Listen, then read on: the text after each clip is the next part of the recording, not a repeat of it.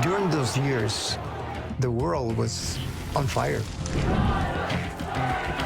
In the turbulent streets of 1960 Chicago, a fierce struggle unfolded.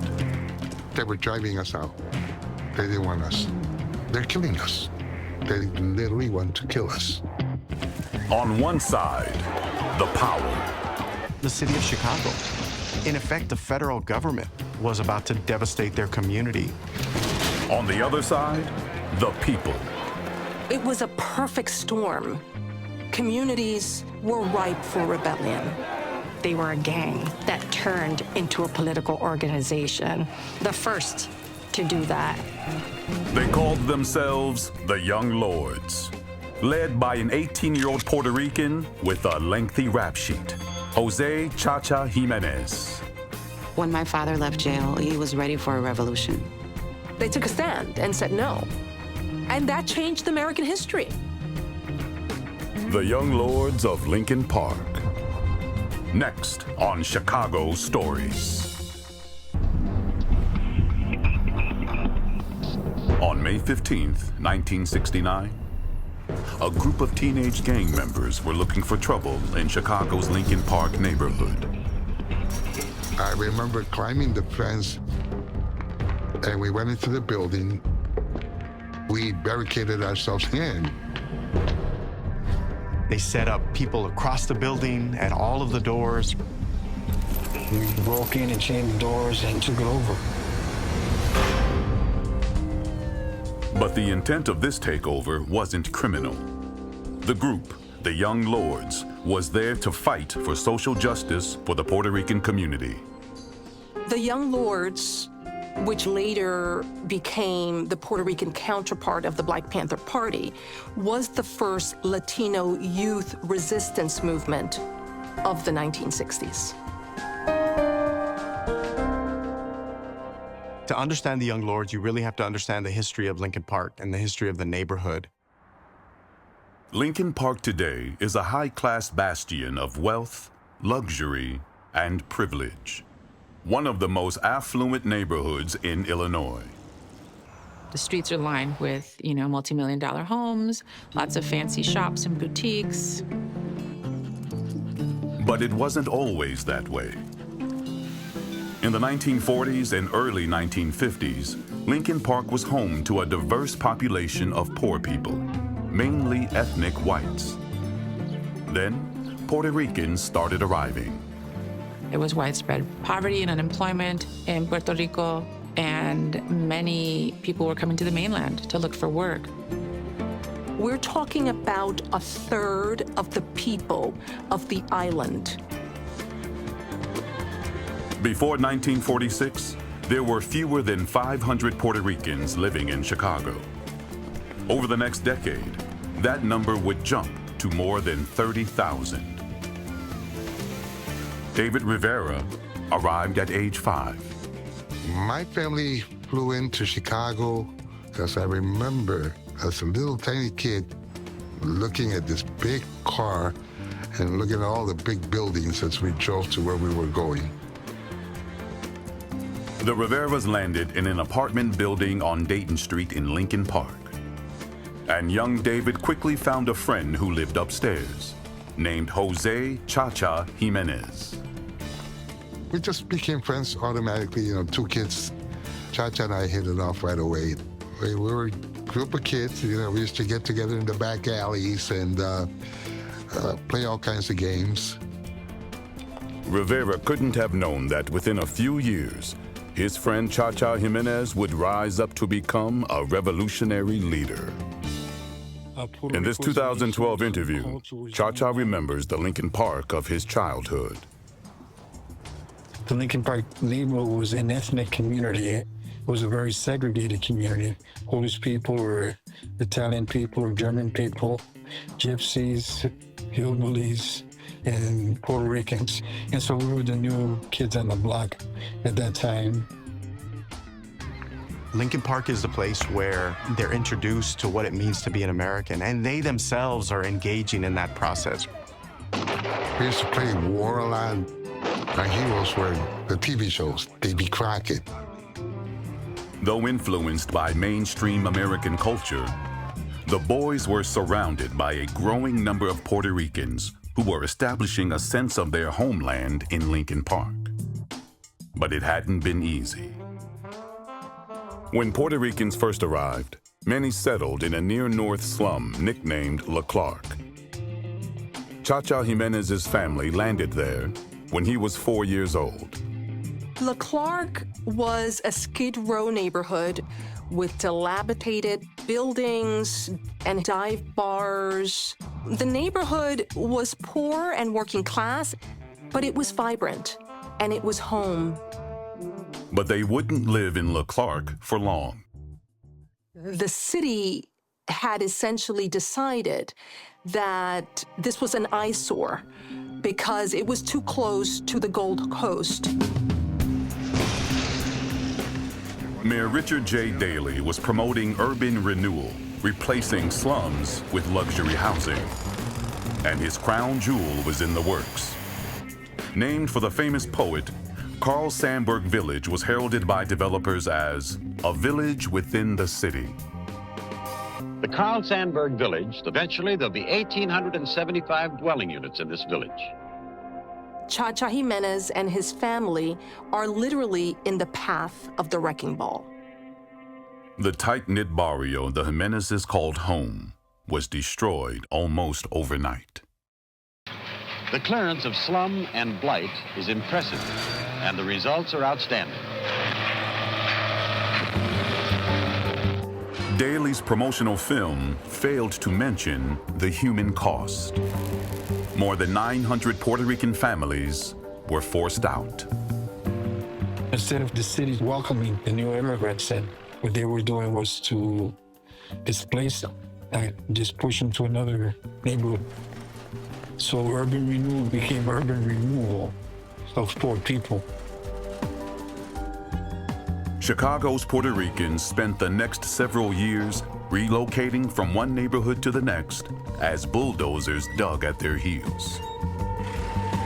Chacha's family moved 9 times in their first 6 years. They would travel in families. They would find out what landlords were willing to rent to Puerto Rican families. By the mid-50s, hundreds of Puerto Rican families had made their way north to Lincoln Park, and a vibrant enclave finally took root. There were so many resources for Puerto Ricans in Lincoln Park. Everybody had a sense that, yes, this was where the Puerto Rican community could very well thrive.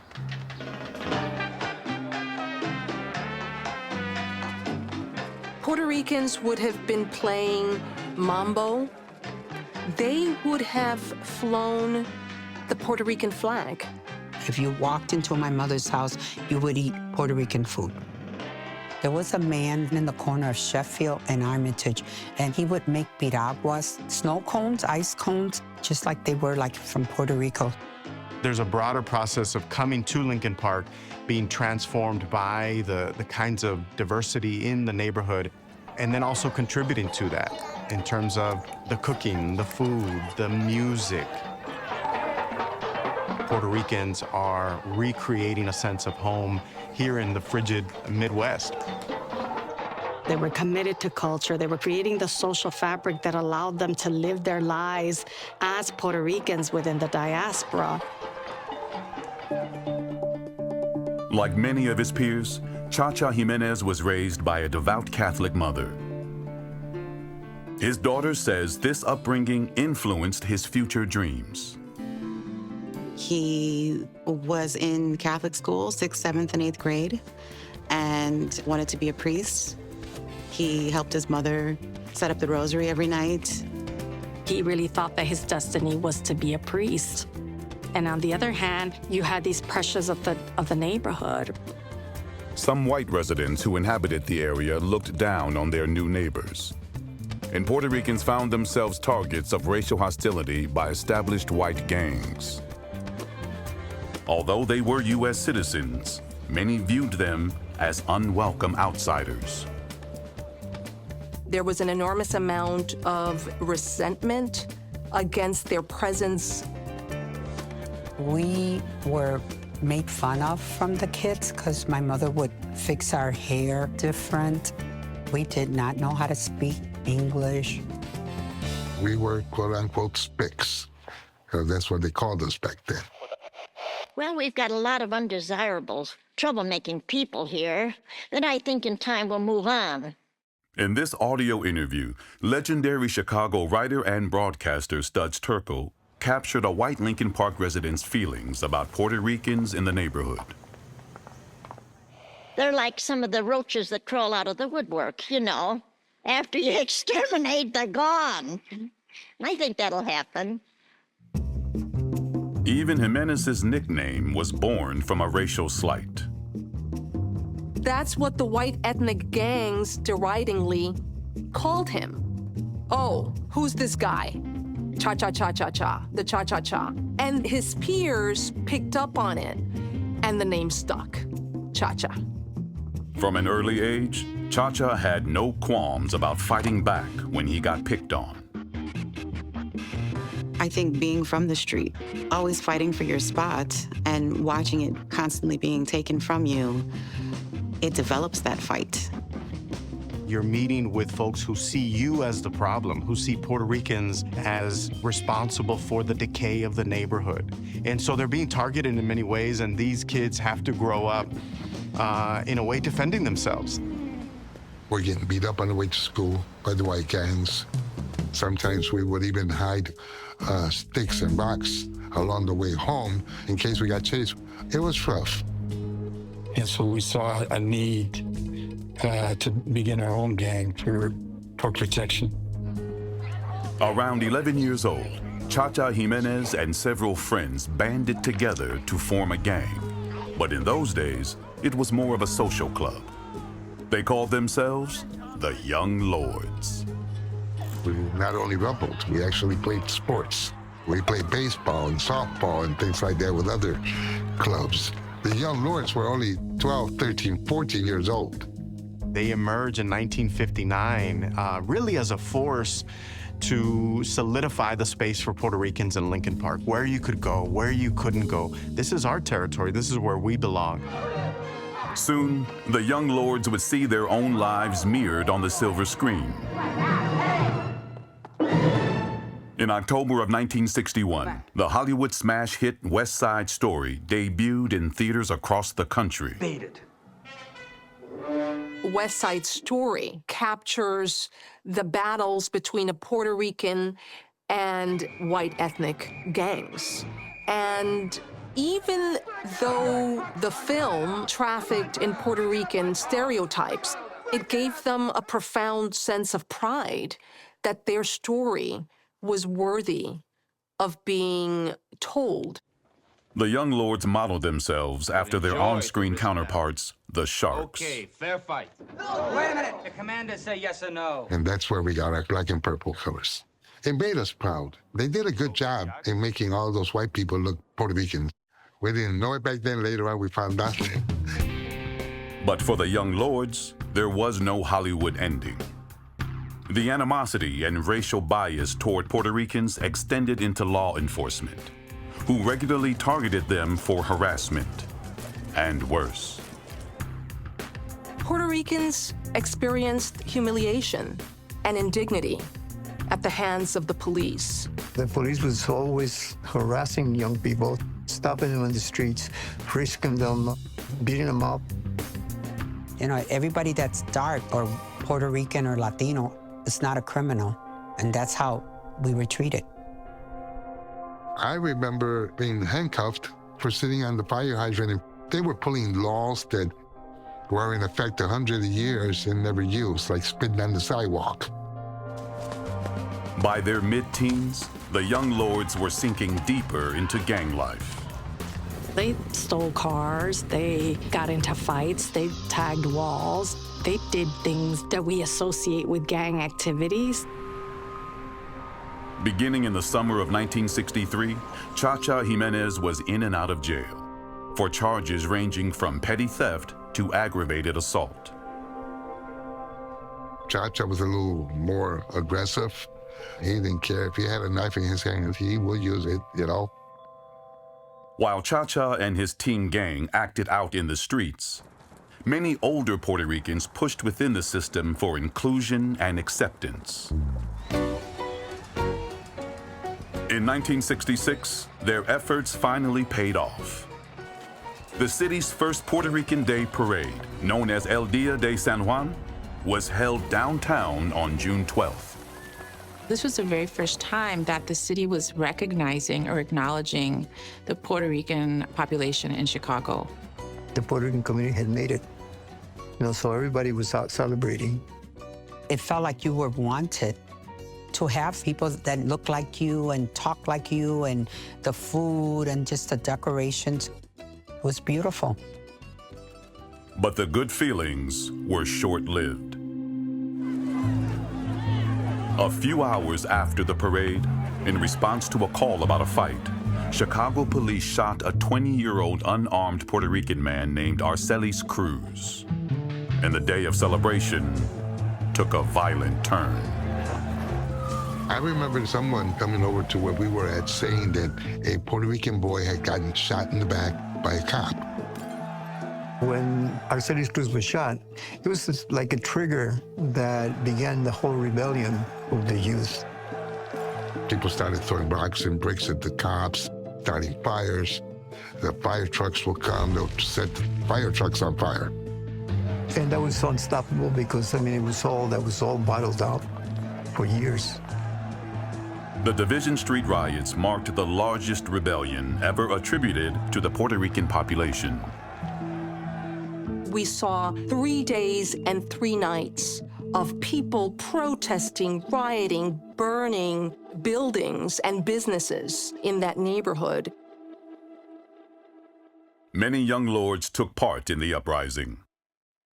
The event would mark the beginnings of a dramatic transformation for the group, from thugs to agents of change.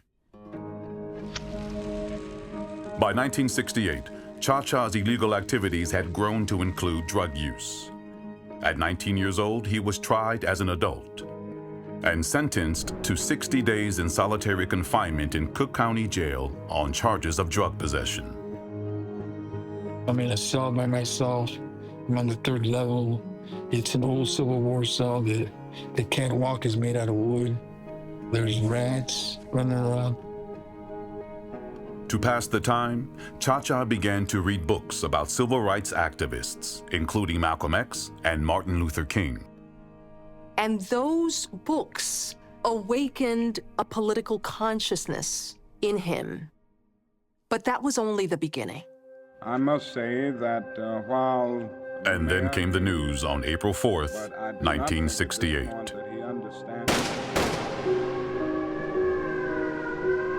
I was deeply saddened last evening, as all men of goodwill must have been, by the senseless slaying of Dr. Martin Luther King. The assassination of Martin Luther King threw the city of Chicago into chaos.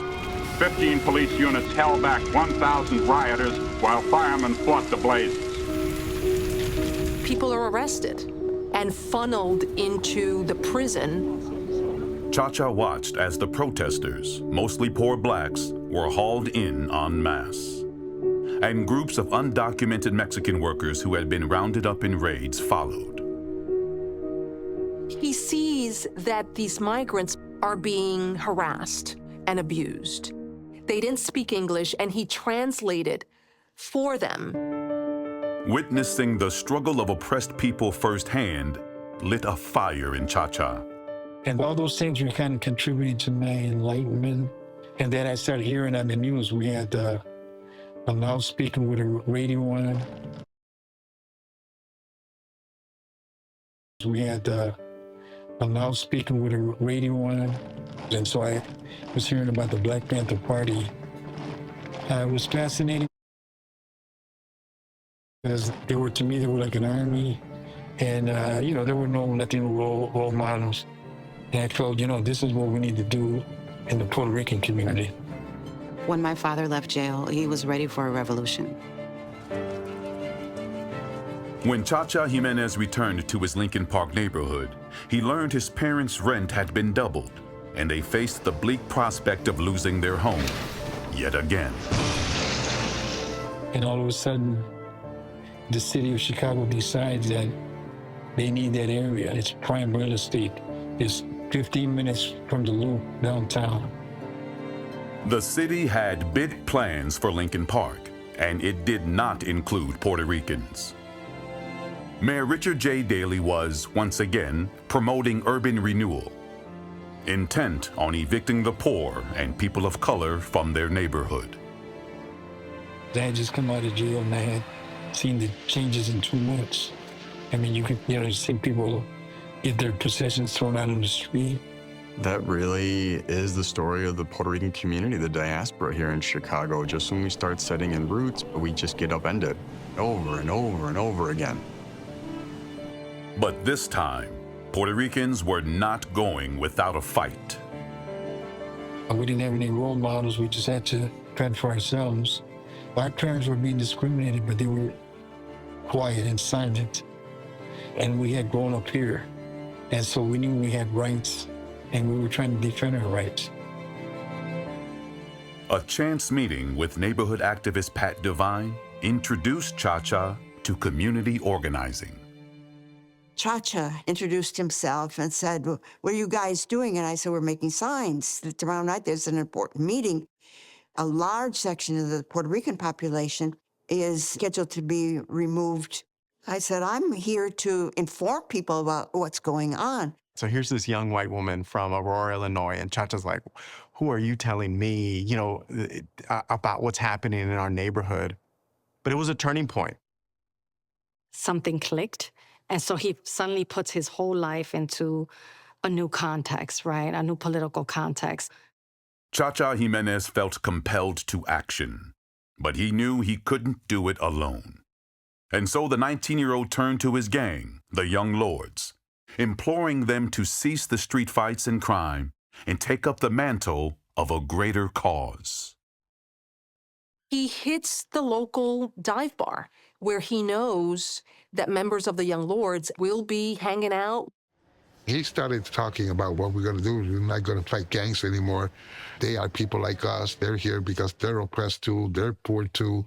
And they laughed at him.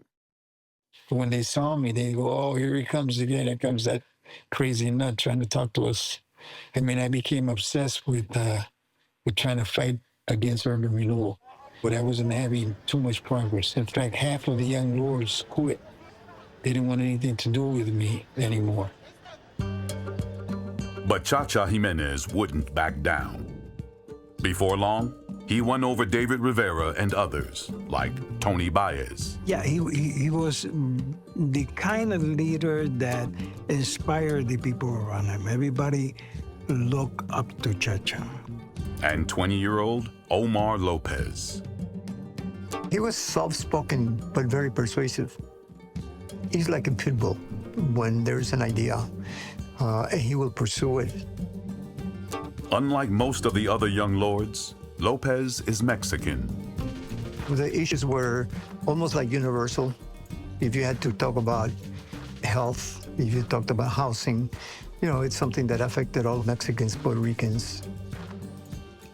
In September 1968, Cha-Cha officially dissolved the Young Lords street gang and reestablished them as the Young Lords organization.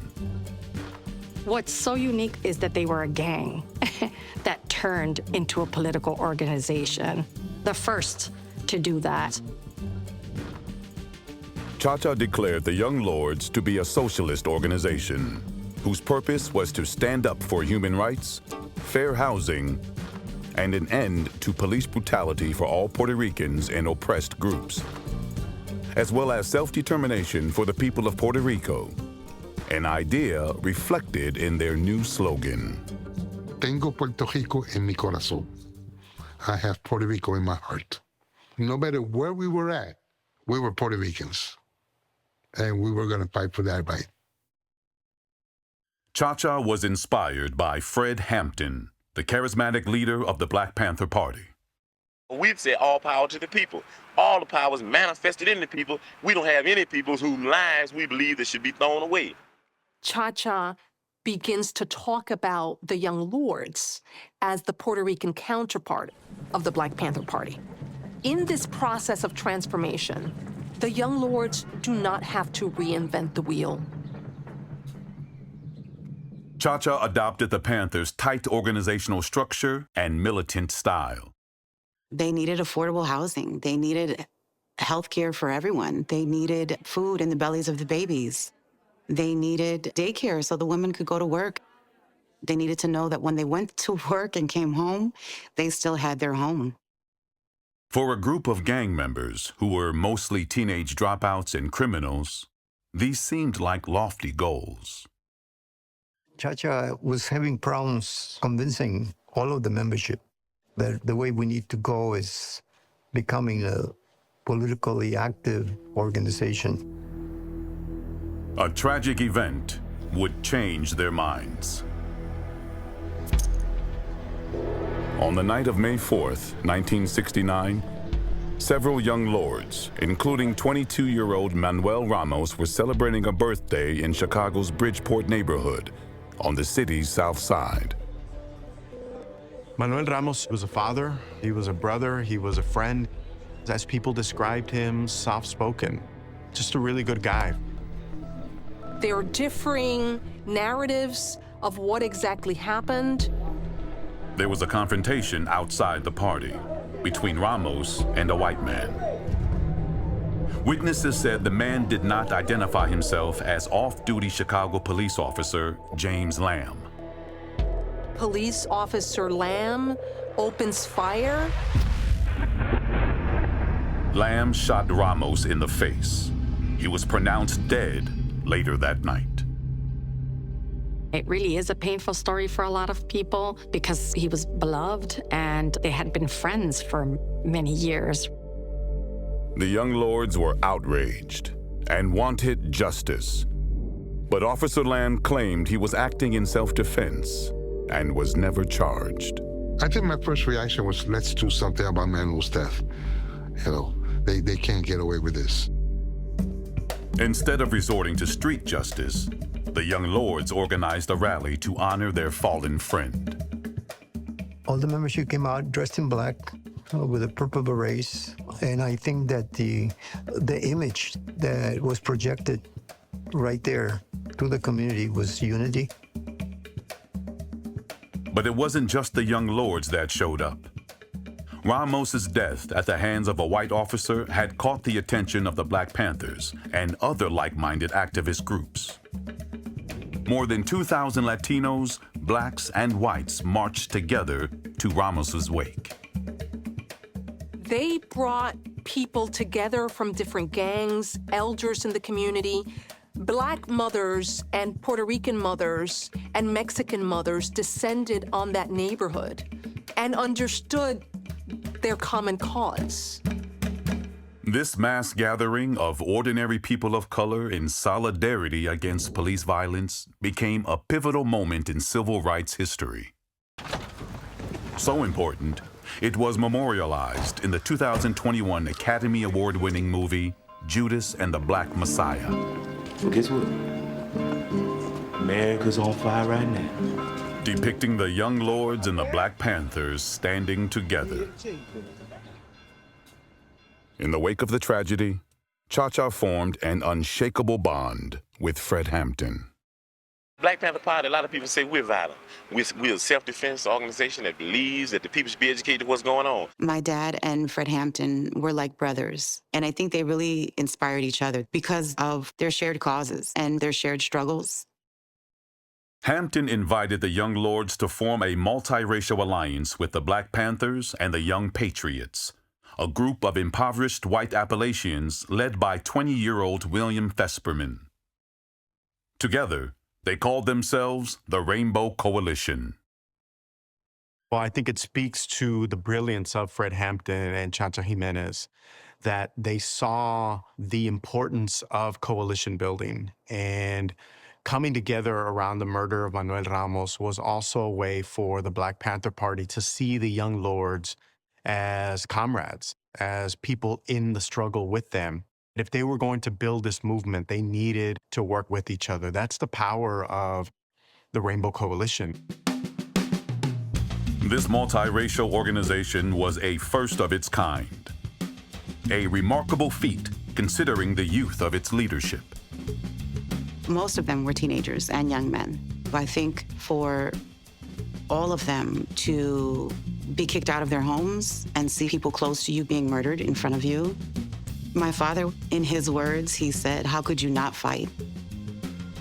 The young lords used every tactic in the organizers' playbook to grab attention and recruit activists. Flyers, a newspaper, cultural festivals, protests, meeting disruption, and one particularly risky but effective activity, takeovers. Presbyterian McCormick Theological Seminary was one of the oldest institutions in Lincoln Park. It would become the epicenter of a battle that pitted the seminary's plans for development against the needs of the poor community, and would ultimately put the young lords on the map as a force of change to be reckoned with. According to a study that the seminarians themselves did, they found out that McCormick was really a slum landlord in Lincoln Park. On May 6, 1969, just 2 days after Manny Ramos's death, the young lords staged a protest during the dedication ceremony for the seminary's new $2 million administration building. The United Presbyterian Church USA had mandated that its institutions direct and contribute 30% of their unrestricted funds to help poor communities. So this group is demanding that McCormick Seminary pay $601,000 for mixed income housing to help poor communities.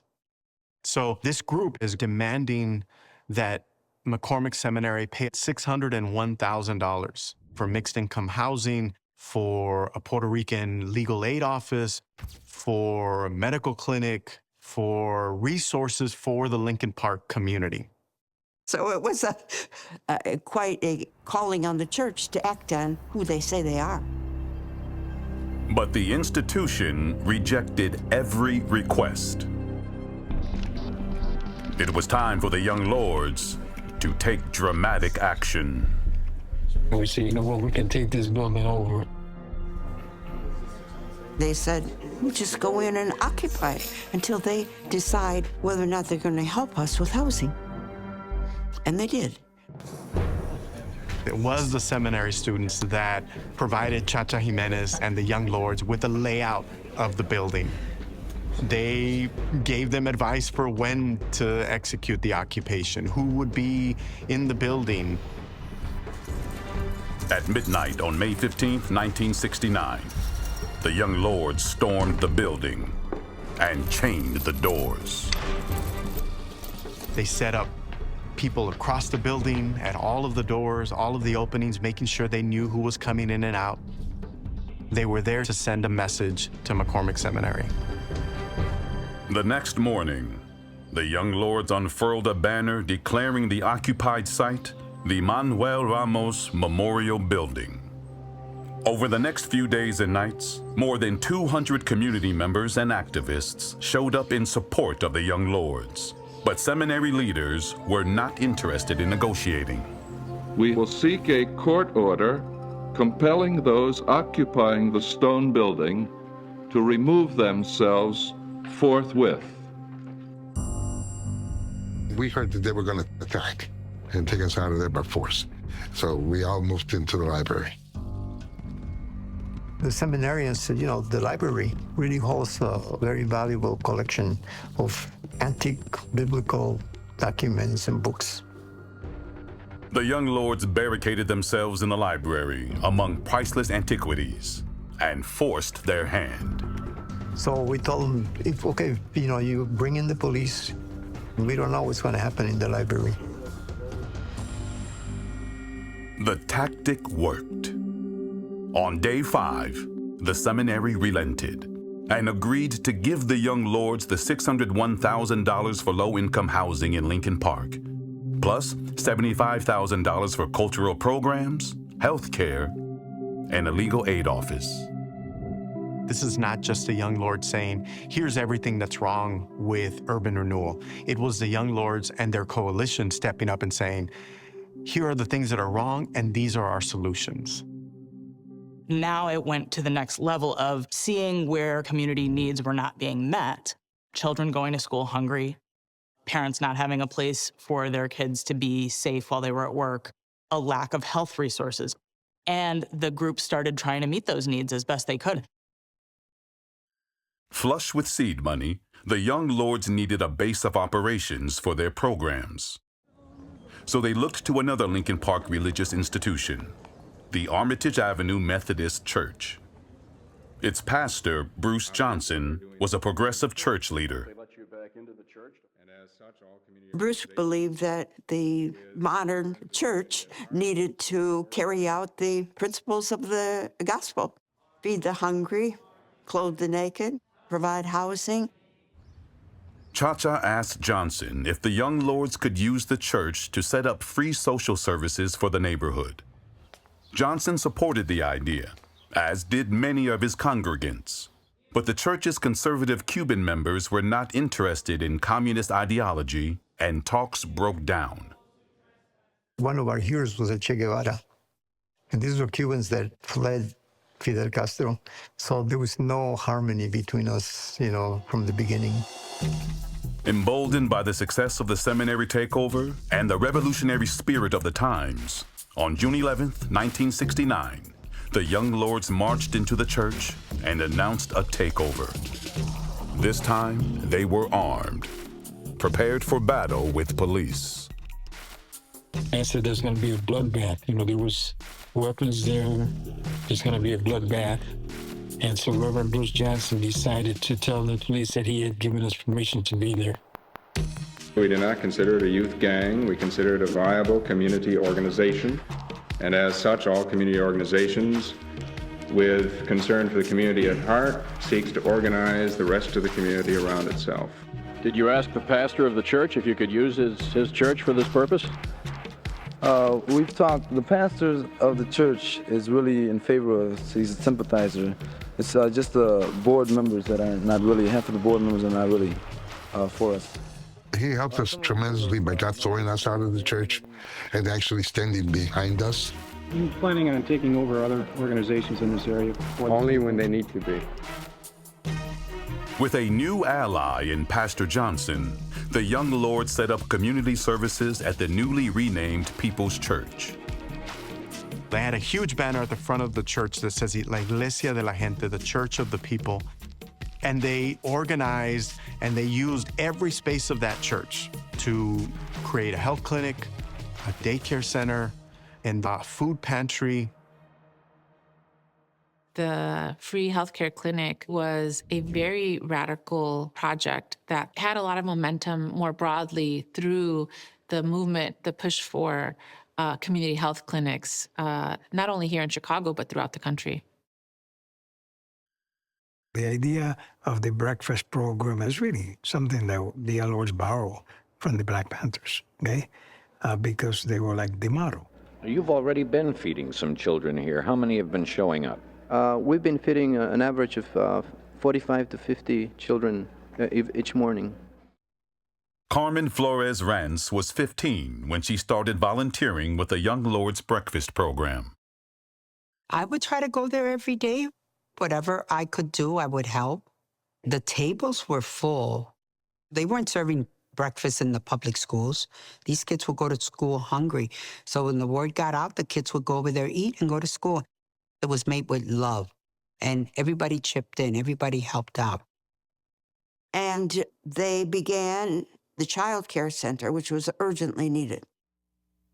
Well, we're starting opening up a daycare center for welfare mothers, mothers that are on welfare that want to work, or just mothers whether they're on welfare or not and want to work, something like that. So we take care of the children. We go out. Everybody was a volunteer, and a lot of the women played a key role.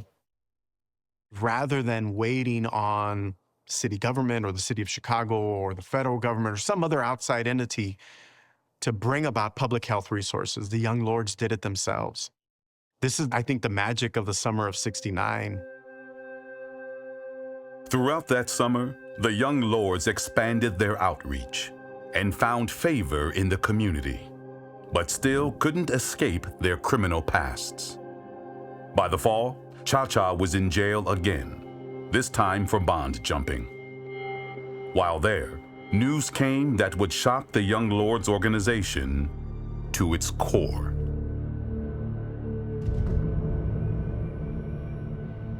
On a Monday morning in September, a mailman arrived at the Lincoln Park apartment where Pastor Bruce Johnson lived with his wife Eugenia and their 3 small children.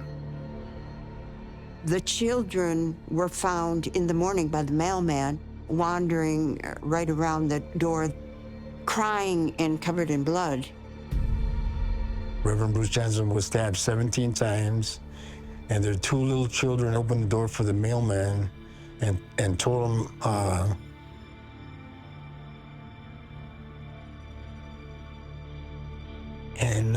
him that their parents were asleep, that they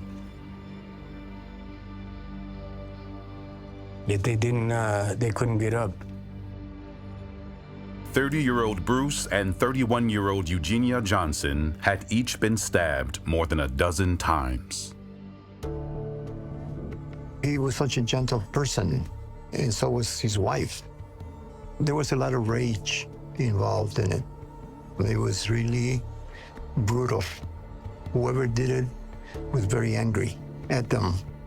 That was the saddest, very sad time for us. The church was packed and thousands of people outside in a funeral march of about 7,000 people, which indicated the support that Bruce and Eugenia had for their boldness and fearlessness and their actions supporting the Young Lords.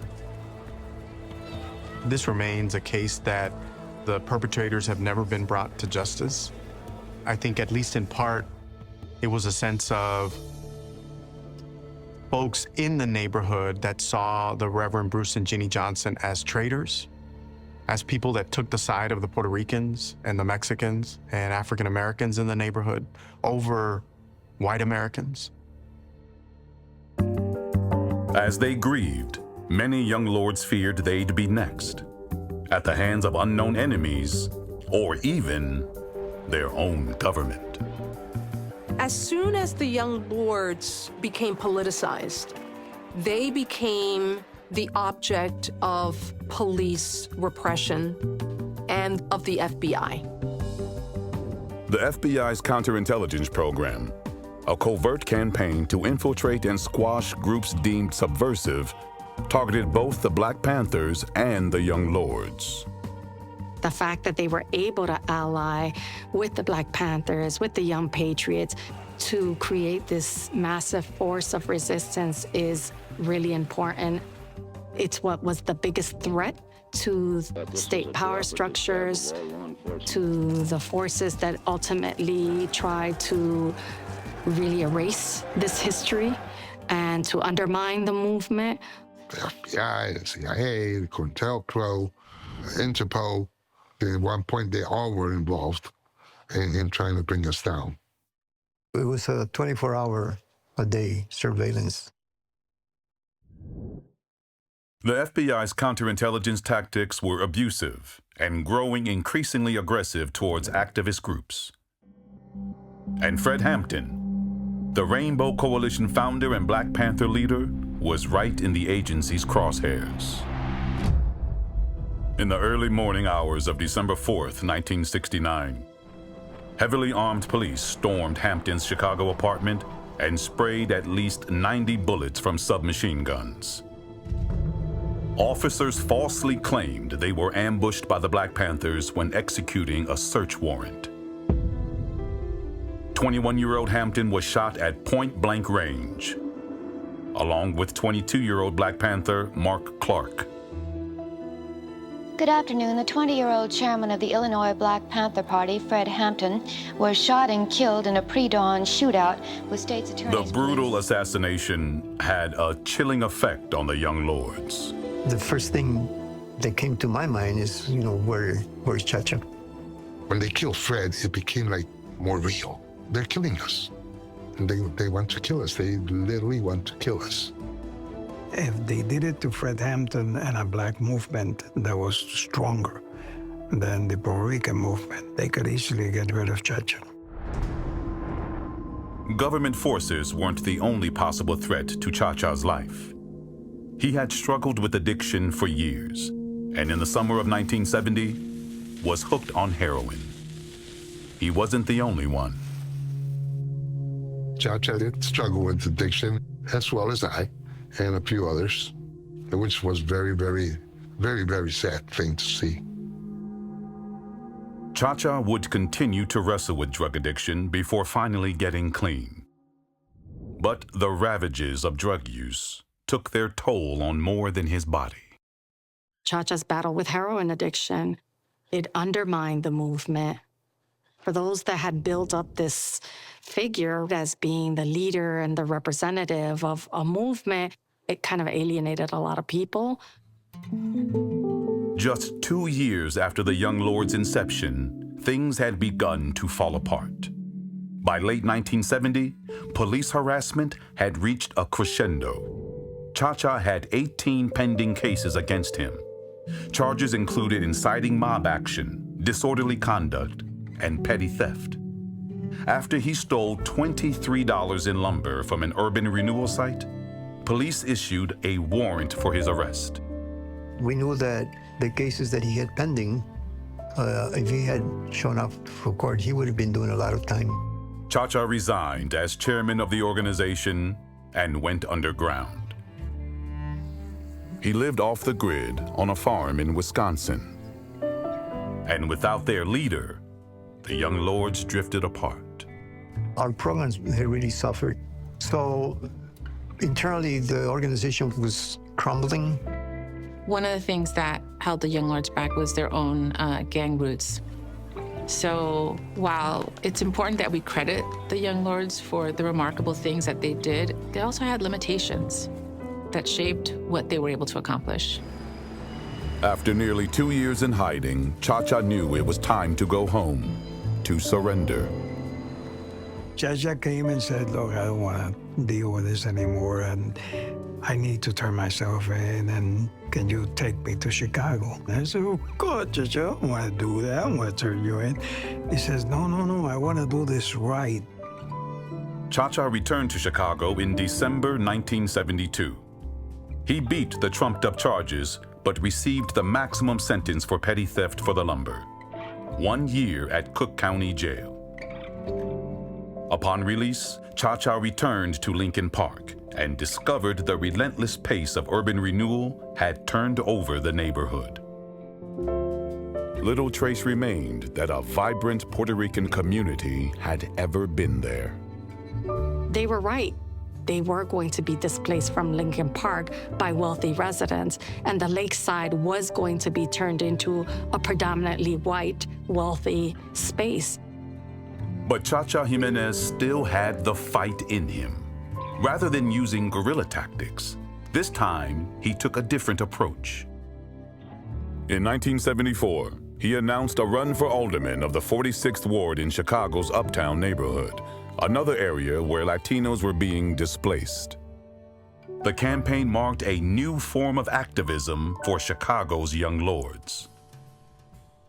I think it's a testament to the resiliency of Chacha Jiménez and of others around, that rainbow coalition, as much as the police wanted to kill it, as much as the FBI and those that were surveilling it wanted to defeat it, that it was too late. The legacy was there, the politics were there, the ideas were there, and those politics continued in a very, very real and significant way. Ultimately, Chacha received 39% of the vote and lost to machine-backed Daily Democrat Chris Cohen in the 1975 election. But his political impact was yet to be realized. In 1983, Chacha helped deliver crucial Puerto Rican votes to elect Harold Washington as Chicago's first black mayor. He played a major role in that election. It was 100,000 people in June of 1983 at Humboldt Park, and I was the only one on stage representing the young lords and introducing the newly elected mayor. You want him? You got him! The election of a minority mayor with the support of other minority leaders showed that what was once unthinkable was now achievable. Chacha Jiménez became an unlikely leader of his community. He led with heart. He believed in the power and brilliance of his peers and helped them fight in their community for real revolutionary transformation. The Young Lords organization 100% encouraged, inspired, influenced people's mentality around running for office, seeing it as something that's attainable and necessary for the progress of our people. 60 years after the founding of the Young Lords organization, in September 2023, a diverse group of activists and academics came together at DePaul University in service of reconciliation. Chacha Jiménez, now in his 70s, was there to witness the university's plans to acknowledge the displacement of the Puerto Rican community. DePaul's gesture to gift the city of Chicago and the Puerto Rican community the first historical marker, honoring the origin of the movement, is an epic example of institutional reconciliation, reparative history, and amongst the most Vincentian gestures I've been able to witness in my time here. The marker was placed at the same building the Young Lords occupied in protest in 1969, now part of DePaul's campus. The historical marker is a tribute to the history of the Young Lords and the Puerto Rican community of Lincoln Park. This is a story about young people taking the reins of power to support their communities and meet their needs. It's very easy to feel like all the problems are bigger than you and you can't make a difference. And the heart of this story for me is, no, you absolutely can make a difference. Collaboration, solidarity across groups, and respect brought people together in a way that these young people were able to make change. And they're an exceptional example for young people today. As it was in Lincoln Park 60 years ago, gentrification is an ongoing concern for Chicago's Puerto Ricans. But the Puerto Rican community is holding their ground in a neighborhood they have finally been able to lay claim to, Humboldt Park. You have a strip of land called Paseo Boricua, which is hard to miss. You'll see nearly 60-foot tall Puerto Rican flags made of steel and iron, having literally these gigantic flags planted and saying, if you're gonna move us, there's gonna be a fight for it. We're not gonna repeat what happened in Lincoln Park. They've learned a lot of lessons from that. Every June, Paseo Boricua hosts Chicago's Puerto Rican Day Parade, part of a 3-day extravaganza showcasing this proud and vibrant community. It's not just a big party with great food and great music, but it's a way to really intentionally engage the Puerto Rican community. You can't help but be proud of your Puerto Ricanness. The legacy of the Young Lords, I think, is something that is very powerful. The Puerto Rican youth that we impacted, we gave them like a springboard for them to continue, not with a feeling of being victims, but as being participants of a system that, they have a right to enjoy. My father would say, we're not done yet. We'll let you know when we're done. We're still going. What the Young Lords did is actually create a way for people to engage in politics in a very significant way. It's a legacy that speaks to the making of a Latino political identity in the United States. And I think it's kind of cool that it was these kids from Lincoln Park that made it all happen.